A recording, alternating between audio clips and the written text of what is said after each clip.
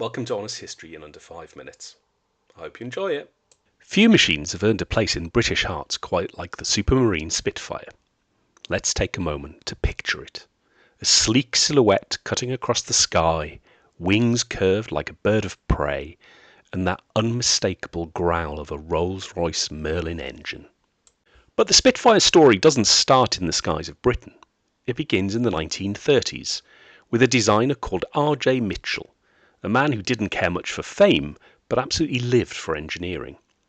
Mitchell had already built a series of record-breaking racing seaplanes, and the Air Ministry wanted something new, a fast, modern fighter to defend the country in an increasingly uncertain world.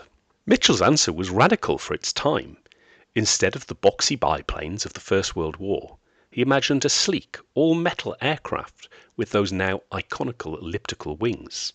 They weren't just pretty, they reduced drag and improved maneuverability. The Spitfire wasn't built to look good, it was built to be fast, agile, and deadly.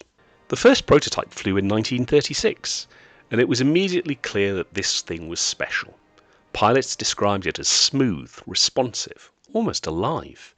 The RAF placed a huge order, and factories across Britain, including shadow factories hidden from enemy eyes, began producing them at speed. Then came 1940 and the Battle of Britain.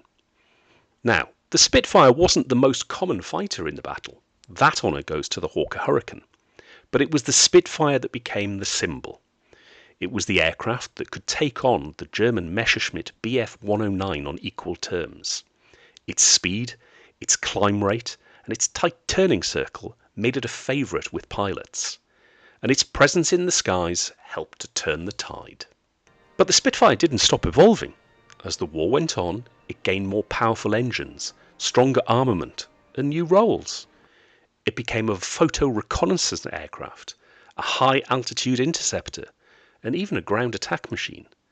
By the end of the war, the Spitfire had gone through more than 20 major variants, each one pushing the design further than anyone had thought possible.